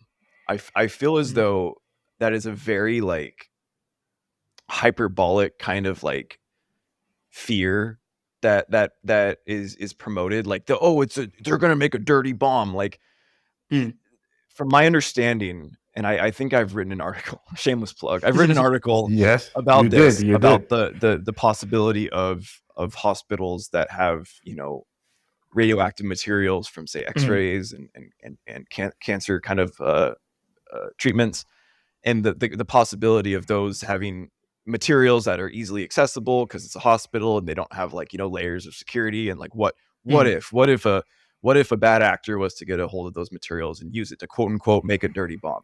And I think one thing I found, and I didn't know either, but one thing I found out was that dirty bombs are like not necessarily like, you can't like make a nuke like with you can't just like, you know, take some like spent fuel rods and make a nuke, from my understanding. I'm not a nuclear scientist, but for the process seems a bit more in depth. And so Yeah. I don't know if it's like a pet peeve, but like when you hear of like, oh, they're making a dirty bomb, it's like more of like a psychological thing. Like if there was to be a dirty bomb, it would be more or less to be like, hey, we just blew up a nuke in our suitcase, and like, you know, people would freak out because it's a nuke, like, and they don't understand like you're probably good. Like, I don't know. Yeah. Yeah. Well, it's like a panic weapon, right? Because so if you blow up, like separate from a nuclear explosion, separate from the like physics of a nuclear explosion, if you just blow up a conventional bomb and it spreads nuclear material, once you've cleaned that up, like even if it's in a city, once you've cleaned that up, like you're kind of good. Like you might, you know, you might have like a 5% chance of cancer, you know, in 40 years. But like, you know, if that happened in New York or something, after they scrub that whole thing down, you could, I mean, you know, it's not the most dangerous part of New York to be in, right? Like it's pretty, you know, it's, you know, to be fair, I did add dirty bomb because it makes more sense that you would make a dirty bomb with a fuel rod. Like if you had because they said expended fuel rods. So I guess because to weaponize nuclear material, you have to refine it more than civilian nuclear facilities do. And so it would have to undergo like a ton, like it would be easier to steal a nuclear weapon in the 90s in Eastern Europe than it would be to like get all the scientists together and get the centrifuges and all that. Like, there was a Japanese terrorist group like Aum Shinrikyo that was trying to do that. And they couldn't, right? They like Australia was like racist and they were like, we're not going to give uranium to Japanese people, but that like saved the day by accident. Because they were actually trying to like refine it, and even then, like they had a bunch of money, they had a bunch of scientists, and they couldn't do it. So the idea that this like dude with like a leather jacket was gonna be like you know, cooking like in a meth lab, like making a nuke is like it's a little out there. But yeah, so you're going to assassinate this guy. You're in your ghillie suits and you sneak through the area. You know, it's like most missions. There's like a ton of bad guys there for no, like if this is a clandestine exchange, you probably don't want like a company level element of guys just like wandering around. But they got that. They got BMPs. They've got like helicopter gunships. So it's a whole operation. You pass through a church and there's a bunch of stingers in there, which again, no, there's no stingers in Ukraine in the 90s. They just didn't want to put in like, I guess they didn't want to put in like an IGLA or a more historically accurate system there. So you get to this hotel that's overlooking the exchange site that I guess the bad guys like couldn't conceive that someone might shoot from a hotel that exactly overlooks the exchange where you're going to do in broad daylight. You set up a 50 cal, a Barrett, sniper rifle, one of those big ones. And then you shoot him and you don't see what happens to him, but your commander is like, oh, it looks like he blew his arm off. Which is a pretty serious wound, right? You'd probably want to make sure he was dead later, right? Because you can go without an arm. But it's not awesome. Getting hit with a 50 is like, it's no bueno. So yeah, and then the bad guys magically know where you are, and you and your commander, you fight your way through and you escape. And you're like, good, we killed Zakayev. That guy will never come back. The threat of nuclear terrorism has been ended forever. Um, so that's that flashback. So Captain Price knows who Zakayev is because he thought he killed him, but it turns out he's the guy who's not only the leader of the ultranationalists in secret, but he also supplied the nuke that killed the Marines. Interesting that the name Imran Zakayev, he sounds like either Dagestani or Chechen. Yeah, I don't know. They don't specify. For him to be an ultranationalist wouldn't make sense. Yeah, he's portrayed as like a super like far right kind of guy. So like, not that it's a particular ideological thing. I guess it's just because like Americans like they're just like Russia bad. But yeah, also the developers, like the developers made this game, right? So they invented Imran Zakayev. But like there's like developer interviews where they're like, oh yeah, it's that guy Zakayev. So like we can't even pronounce people's names when we like make them up. It just doesn't make sense that it would be someone from a Russian ethnic minority. Oh, that would be like super into the idea of Russia as like an immutable state. Yeah, exactly. Hundreds of years. The name doesn't make Destined sense. for greatness. And Imran Zakayev would be a guy with like a big beard and probably someone from the Caucasus Mountains, and it doesn't really make sense. Let's say that.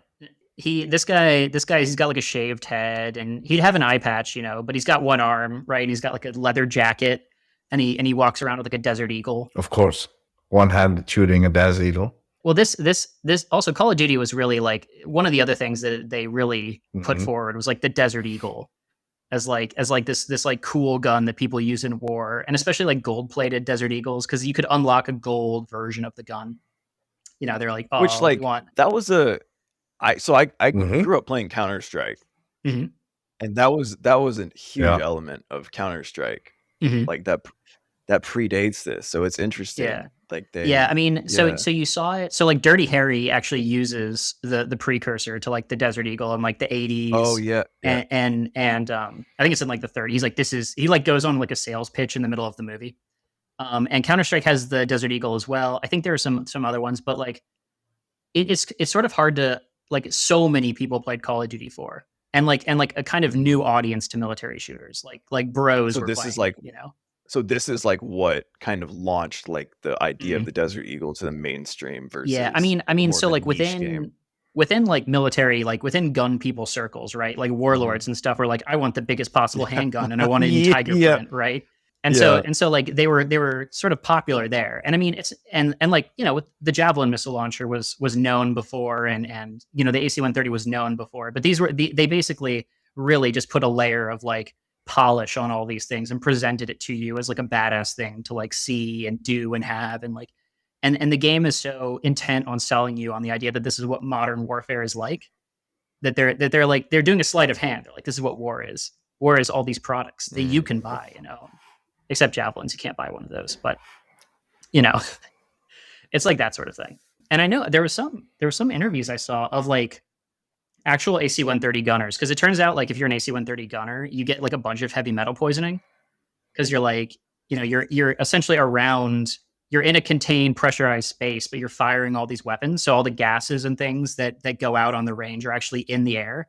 So there was a bunch of like cancer and issues with young men that did that. And they're all like, oh yeah, we signed up for that because of Call of Duty. And you're like, oops, that sucks. Yeah. But moving on. Psyop. Yeah, Psyop. It's a Psyop. It's like Top Gun for like the Navy aviators, right? It was really a big recruiting thing. And the military was making their own video games after this as well. And before. But yeah, so back to the present, right? The SAS guys, they're still in that village where they found and executed al-Assad, right? The flashback's over.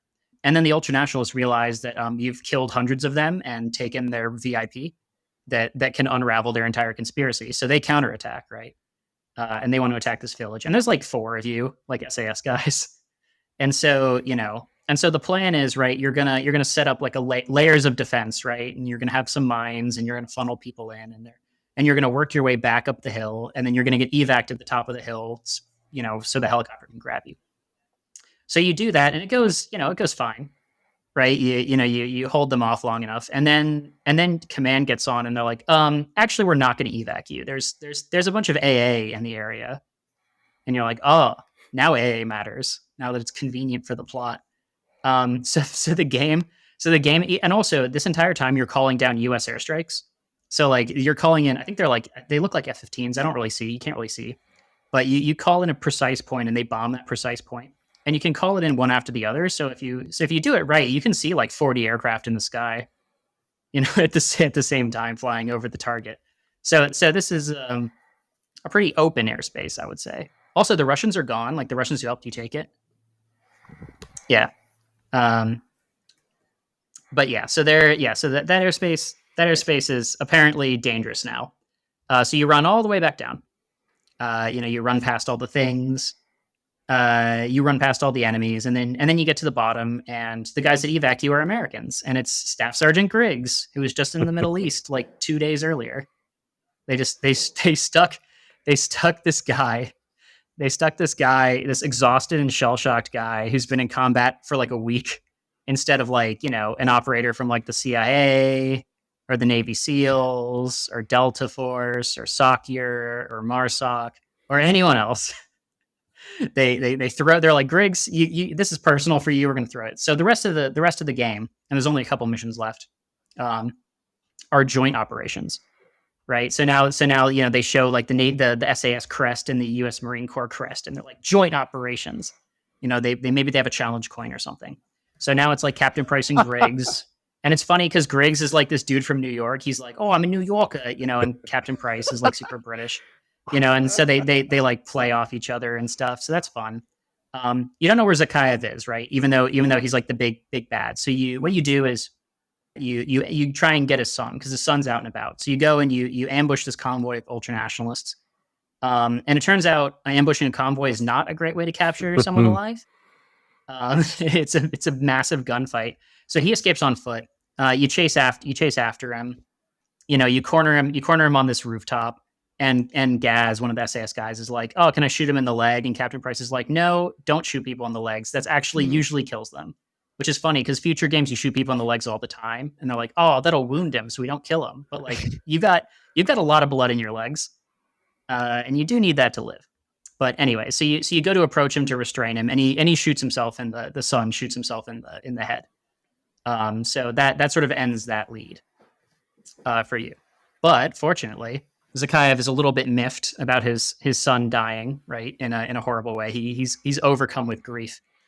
So he seizes a nuclear launch facility in the Altai Mountains, and he delivers this really long monologue about how Russia has been betrayed by its leaders, and if Western forces don't leave Russia, he's going to launch a nuke. This is kind of a weird threat because there's no like Western. It's not like an occupying Western force like for Al Qaeda, right? They were like sections of Al Qaeda were mad that there was, that there were U.S. forces in Saudi Arabia, and that there was a Western presence, right, on land, right? But for this ultranationalist guy, like the only reason there's any Westerners there are because he keeps sending nukes to other places. Like he's started. This is literally like an international. Also, like if this is like a public address, like to the public, he's like, I'm gonna like nuke the world if these SAS teams don't leave. That's like an international crisis. Like other countries are going to be a little bit nervous about a nuclear launch, but they don't. The game doesn't really acknowledge that. They're like, nah, it's fine. It's fine. So this is sort of the end of the game where you go in to stop them, right? You parachute in the area. There's some shenanigans. You have to do some pretty arbitrary stuff, and then you just as you're like breaching the facility, you see like 2 ICBMs just like launch right in front of you, like in the air, and like so shit's getting, you're like, oh shit, right? And the briefing, it cuts into the next mission, and the briefing for the next mission is like, yeah, there's like a casualty estimate of like 40 million because they're aimed at these are ICBMs, and they're aimed at the U.S. East Coast. So, you've got like, the warheads are going to split off, right? And they're going to hit different cities. So, there's one that's going to hit New York, and one that's going to hit DC, one that's going to hit Hartford, Connecticut, which is kind of rude. What did Hartford like it's like Hartford, Connecticut, and Richmond, Virginia. Every other is like a major city on the East Coast, and then it's just Hartford and Richmond. And you're like, oh, that's not fair. But anyway, am I making this up, or isn't there like a nuclear submarine base there? Is there? If there is, that makes a lot more sense. There definitely wasn't one in Richmond. I lived there and I didn't see any nukes. But if there is one in Hartford, that would make a lot more sense.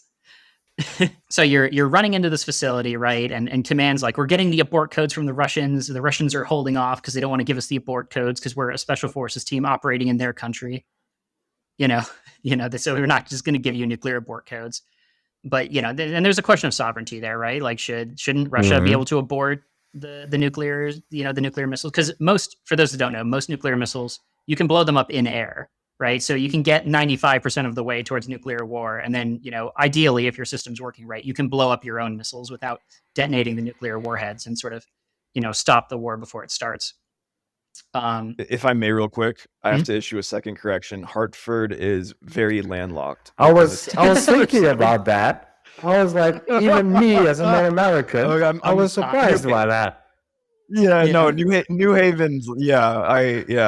I'm not super familiar with the East Coast specifics. That's okay, Michael. Yeah. Like most of America, they just really hate Connecticut. is what it is. Okay.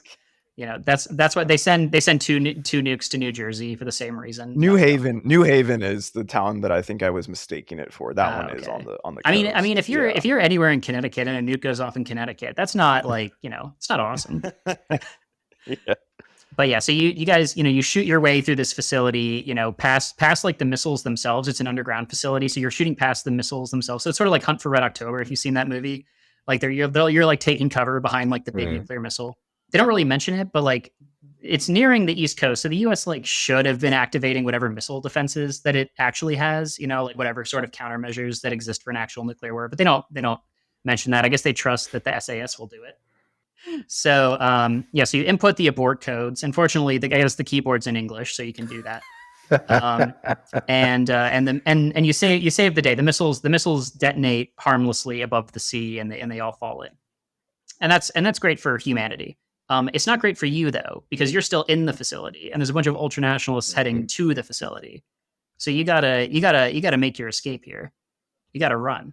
So you shoot your way out to the vehicle depot, and you have this dramatic car chase. You're like in the trucks, and there's guys behind you. And unlike the rest of the game, this is the only time where there's a ton of civilians. Like you guys, your car chase is like happening on for some reason there's a highway in the middle of the Altai Mountains that just have a ton of traffic. I don't know what traffic congestion is like in central Russia, but like there's cars everywhere. Like the bad guys are like shooting every car in the way. There's like an Mi-24, a Hind gunship, and it's like blowing everything up near you, and it's pretty crazy. It's also funny to think that all the civilians like on the highway like looked right 15 minutes earlier and saw two like nuclear missiles go up into the air, but that's a different story. So you're driving, you're making your escape. You drive onto this bridge, and the enemy blows the bridge, right? So all your cars crash. You're all stuck between like the collapsing part of this bridge and the advancing ultranationalists that are on the other side. This is portrayed as like a really desperate situation. Like you're cornered before, but usually it's like, oh, you're cornered, but we'll get out of this. I remember this mission. Yeah, but basically like Captain Price calls everyone, and they're all like, nope, can't help. Sorry. You blew up the nukes. Too bad. And they're British, so they're like, bloody wanker. They're just doing that kind of thing. And then Sergeant Kamarov, the guy that we dangled over the cliff 10 minutes, 10 missions earlier, he's like, I'm here to save you. And you're like, nice, good job. If they're loyalists in the area, by the way, they probably should have like helped with the nuke situation, but I guess they were busy. Maybe they were hungover or something. But so you're kind of, then there's sort of like an overturned truck, like an oil truck, like that's on the bridge, and that explodes as well. So that knocks all of you over, and your character's pretty grievously wounded. So, Sergeant Griggs, like he grabs you and he's like pulling you back, and he gets shot, right? He gets killed right there in front of you, and you're like, oh shit, this is serious. The big bad guy, Zakayev, he like lands in the helicopter and like gets out personally, and he's got his two bodyguards, and he's like walking on the bridge. He's like executing every single SAS guy there. Like Griggs gets killed here. Griggs comes back because he's in, the reboot. So thank God for reboots. But so they're closing in on you and Captain Price. You're at the end of this bridge, and then the loyalists show up and they distract the bad guys, and they blow up the helicopter and things like that. And Captain Price, in slow motion, he like slides you his gun. And you like pull it up, and in slow motion, you like shoot the bad guy, and you also have to shoot the guys to his left and right. Otherwise, they just turn around and shoot you. I didn't realize that the first time, so I just got completely iced. But But yeah, so the bad guy's dead. The nuclear threat is over. There's still a massive civil war, but who cares about that, right? That's not going to be a major part of the next game. And then the loyalists, they land and they come to you to casevac you. They're like, you're going to be okay, my friend. One guy like starts doing CPR on Captain Price, and he's doing like a terrible job. He does like 2 compressions, and then he starts like pounding on his chest, like a drama movie. And like I don't know if any of you ever have to do CPR, but don't just pound on like do the compressions. Like Yes. like you're do all the compressions. You don't have to do the breaths, do the compressions. And then there's an ending monologue, right? And this sort of ties everything up, and it kind of gives me an aneurysm. So it does, it's full circle for me. And essentially, like, they're like, oh yeah, this whole thing was covered up as like a missile test by Russia, even though the missiles like definitely had to go over like Europe and like all these other countries, and like any country with a satellite could see that there was a launch, and that it detonated like right over the eastern sea, like a couple hundred miles from the East Coast. The cars near the launch site would have seen the launch. These days, even in 2011, there would have been, footage, probably someone would have recorded on their phones.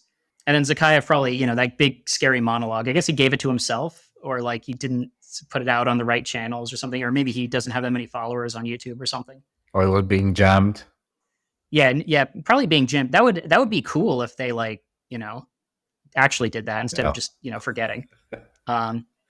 But yeah, and then the game forgets there's a civil war because like the Russian government has said that nothing's wrong, and the ultranationalist party within the Russian government has a leadership struggle, and you're like, wait, is this a civil war with like battalion-sized units going at it? Like, what's going on here?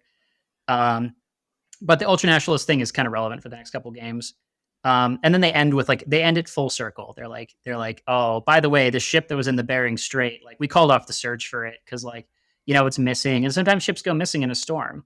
And then like, that's the end, right? They're like, it ended as it began with the cargo ship search being called off, which by the way, you should probably search for cargo ships longer than like a week. Especially if there's like radiation just leaking into the, that's how you get Godzilla. But yeah, so yeah, that's the plot of Call of Duty 4. I mean, this is the least ridiculous Call of Duty game until 2019, and they had a yearly release. So I mean, we'll get to that one eventually in stupid and sound special ways. But yeah, what'd you guys think? 100% realistic? Best story you've ever heard? Your exact experience? It's interesting like that. When you play it, obviously you don't think about these things. I was in high school when it came out, but I think Activision or Infinity Ward should hire us to advise them on the implications and what works and what's realistic and what not. But maybe what's realistic is not interesting. But then you look at the Ukraine war. Obviously, there's a lot of human suffering in that, but the advance of modern weapons and how that's being used and how modern technologies, even commercial technologies, are impacting warfare it's really interesting. And I think they could have made a more realistic game, but I don't know if it would attract such a wide audience. Maybe we are just snobs, Yeah. Oh, I mean, I definitely am, but I enjoyed playing the game. Like even 15 years later, it handles pretty well. There's a lot of 15-year-old games that don't, for sure. But if you think this one's crazy, boy, just wait until 2 and 3, where you have you got Red Dawn type stuff going on, and you got like, you got like Russians in New York Harbor, and yeah, it's gonna be fun. It is interesting too. Like, I think just to play off what you said, Ahmed, like, the idea that like if it's realistic, like it might not be as attractive to people, but like it makes me wonder how much of like a negative it is that video games like this portray like that sort of, the whole idea of warfare and covert operations and so on and so forth. Is it a good thing? And I guess it's more of a philosophical question, but it's like in a way, it's like it glamorizes something that isn't necessarily. And like I said, this isn't coming from like I've been in like, intense kind of like combat perspective, but more or less like just, being in intelligence studies and like, and having, spent quite a bit of time just in like an active duty like role within the infantry. It's like there, I get it's not like glamorous, but there's like there is a way. I don't know. It seems like, I think what I'm trying to say is like it seems like there's a lot of things within Call of Duty and that have kind of contributed to, same with movies and same with media, where they kind of contribute to like this public narrative about these things that is really like Hollywood-esque, when in reality it's not. And is that, how much of that is good, how much of that is bad, I don't know, but it's something I think about, like why does it need to be like this? Like why do we need to go through all this, like why do we need to go through all these like insane plots, for a game that's quote unquote, modern, I don't know, modern warfare, I guess. Yeah. And I mean, it's also like, it also like weirdly like backwards justifies things like Iraq, right? Because it's like, oh, the bad guys are actually bad. And Saddam Hussein was a bad guy, but like they do actually have nukes, and they are actually all like aligned. All these malign forces are aligned to get Uncle Sam because we're just like, we're like awesome. And we have like, we have Denny's and they don't. Right. It's like they hate us for our freedom. Yeah. They hate us. They hate us for our mistakes. But yeah. So it's not only a psyop, but it's part of the military-industrial complex. Infinity Ward is actually a cog in the machine. They're well, I mean, it's all in the name, Call of Duty. Yeah. If there's no better like slogan to recruit. Yeah, I mean, for the military's video games, like for America's Army, they hired the guys who made like Tom Clancy games to like develop video games for them, right? So it's kind of it's arm in arm, and it's it's sort of one of those things. And I mean, there's a whole video I saw on like what does Call of Duty believe, and its essential ethos is like you can't judge guys on the ground for like doing what they got to do to save this country, because there are bad guys and there are good guys, and you shouldn't question the good guys. Yeah. And you're like, you question everything. Yeah. I know. Yeah. There's a thing called oversight. Yeah. Yeah. But I mean, thank you so much, Marcel, because it was really interesting and excellent synopsis. Yeah. This is the least crazy it gets. I mean, I'm looking forward. And Michael, thank you for your insight. It was really good, and I think it flowed all really well. And I think everybody that tuned in to listen, and if you made it all the way here, thank you, and appreciate it to be on this little journey with us, and hopefully we can take it a little bit further with a couple of more episodes. If you're interested in any work that Marcel is doing, Marcel, where can they find you?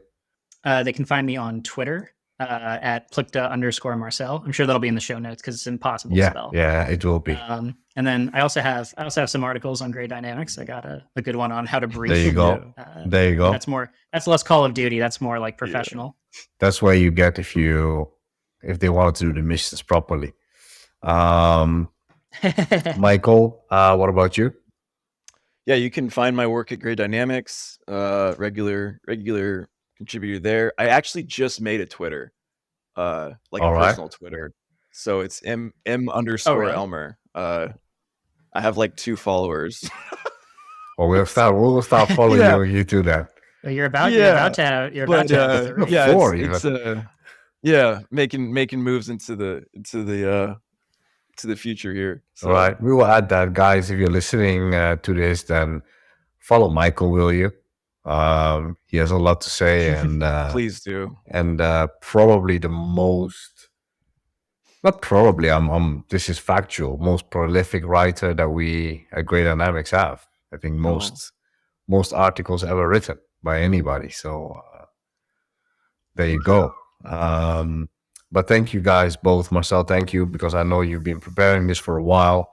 And yeah, I had to play video games. So it was really bad.